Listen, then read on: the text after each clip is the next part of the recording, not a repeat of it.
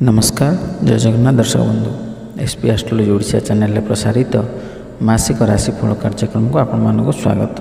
दर्शक बंधु आज आम आलोचना करिबा अगस्ट मासरे केमिति रहिबो राशिचक्र एकादश राशि कुंभ राशि व्यक्तिविशेष मानकर शुभाशुभ राशिफल विषय विस्तृत भाव आलोचना करिबा।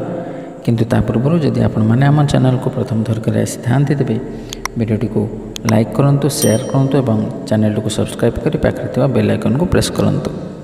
तो दर्शक बंधु अविलंब करबानी चलंतु आरंभ करिबा आजिर आलोचना चक्र।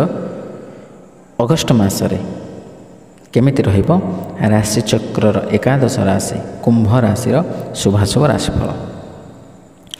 ए कुंभ राशि जार अधिपति ग्रह होउचंती शनि। कुंभ राशि शुभवार शुक्रवार शनिवार घातवार गुरुवार। शुभ संख्या 4, 5, 8। शुभ रंग धूसर सबुज ब्लू। ए कुंभ राशि व्यक्तिविशेष मानकर किपरि होता है स्वभाव से विषय में सामान्य रूप से जानी रखा। ए कुंभ राशि जात व्यक्ति दाता, मिष्टान भोजी, धर्म कार्य तत्पर, प्रियवादी, क्षीण शरीर, अल्प संतान और दुर्भाग्ययुक्त, कामुक एवं धनहीन होता से व्यक्तिर बाम हस्तरे चिन्ह आदि देखा मिले। कुंभ राशि व्यक्तिविशेष मानक पई अगस्ट मासरे कौन रहिबो गोचरीय ग्रह स्थिति। वृष राशि रे बृहस्पति मंगल, कर्कट राशि रे बुध शुक्र रवि, कन्या राशि रे केतु, कुंभ राशि रे शनि एवं मीन राशि रे राहु अधिष्ठान करुछन्ति। समयक्रमे ग्रह मानकर स्थिति परिवर्तनशील। दर्शक बंधु एबे आमे एई गोचरीय ग्रह स्थिति को नजर रखी आमे यह ही विचार करि परिबा जे कुंभ राशि रे जन्म होइतबा लोकंक पई एही मास अत्यंत अनुकूल नहेले मध्य प्रतिकूल भी नुहे। अर्थात आमे जानिबा को हबो जे मध्यम फल आमे प्राप्त करिबा। किंतु ए द्वितीयार्धरे किछि समस्या होई पारे। एथिपई आपनको सतर्क रहिबाकू पड़िबो, कारण परिस्थिति रे परिवर्तन आपनको निराश करि पारे। मासर द्वितीयार्धरे आपनको स्वास्थ्य विषय रे टिके यत्नवान हेबाकू पड़िबो, कारण स्वास्थ्य समस्या आपनको हैरान करि पारे। आपनको कैरियर जेते दूर देखा जाए चाकरी रे भल फलाफल पाइबे एवं कठिन परिश्रम सहित आपण निजर स्थान को भल उपाय रे तैयारी करिबारे सक्षम हेबे। किंतु मासर शेष सप्ताह रे चाकरी रे परिवर्तन आशा करा जाए। जदि आपण चाकरी बदलाइबा को चाहुछंती एही समय मध्य रे ताहा करि परिबे एवं आपण छात्र छात्री मानक पई मासटी भल अटे। मास आरंभ रे आपण निज अध्ययन को सठिक वेग रे बजाय रखिबे एवं आपण एथिरु भल फलाफल मध्य पाइबे। पारिवारिक जीवन रे सुख एवं शांति रहिबो। कौनसी जेकोसी संपत्ति आपण किनी पारिबे। प्रेम संपर्क पई एही मास अनुकूल अटे।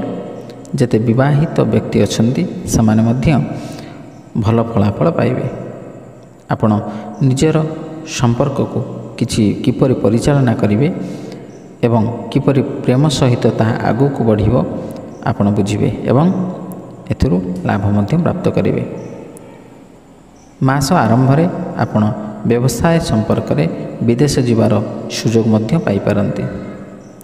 आर्थिक दृष्टि किछि सतर्कता अवलंबन करने को पड़िबो एवं खर्च नियंत्रण करने को पड़िबो।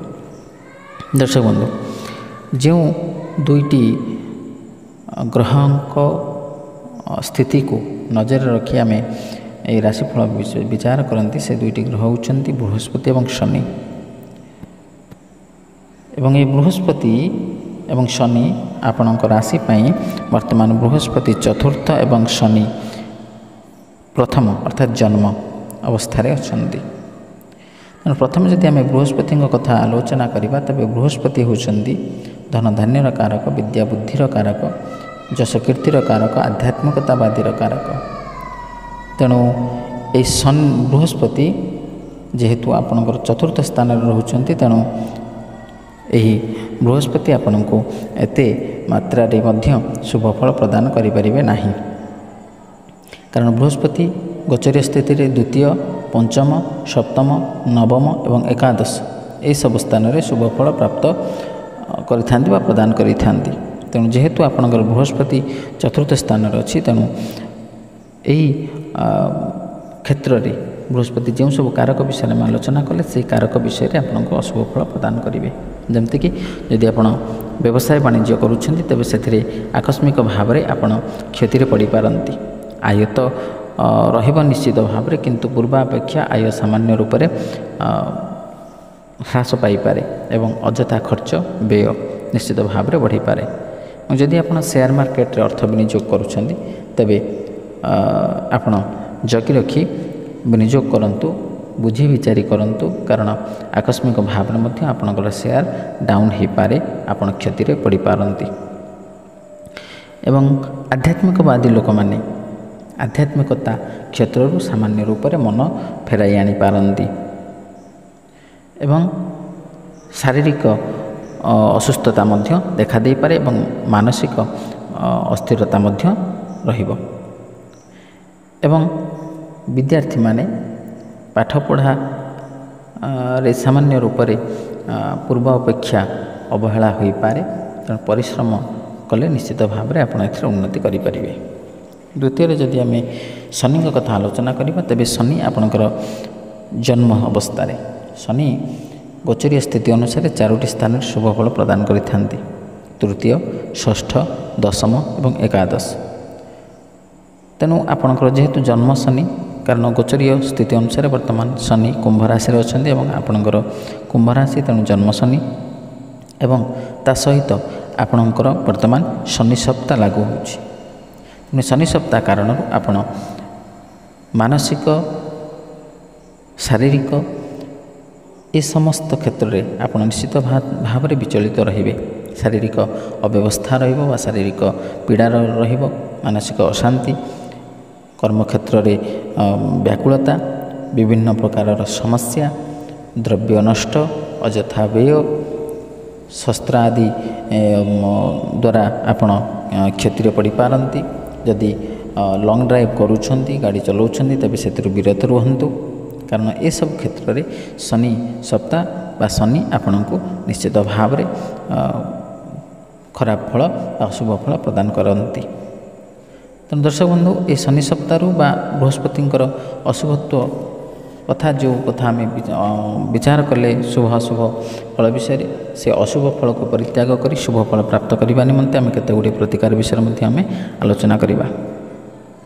प्रतिकार गुड़िक हूँ आपण माता दक्षिण काली को दर्शन करंतु कि मार्जना करंतु, किंबा शिव को आपण दर्शन करंतु प्रति सोमवार दिन, किंबा आपणकर ना गोत्र अनुसार आपण क्षीर लगी करंतु, किंबा ओम शम शनिश्चराय नमः यह मंत्र को मध्य आपण स्नान पर जप करें। एवं सबुठार उत्कृष्ट उपाय जहाँकि आपणकर शनि सप्ताह आपको मुक्ति देव ता हूँ आपण प्रत्येक दिन स्नान पर हनुमान चालीसा पाठ करंतु, किंबा आपण को श्री राधा रानी उपासना करने उचित। ये सब प्रतिकार करने द्वारा आप देखिए निश्चित भाव में आपंकर जो अशुभ फल रही से अशुभ फल को परित्याग कर शुभ फल प्राप्त करेंगे।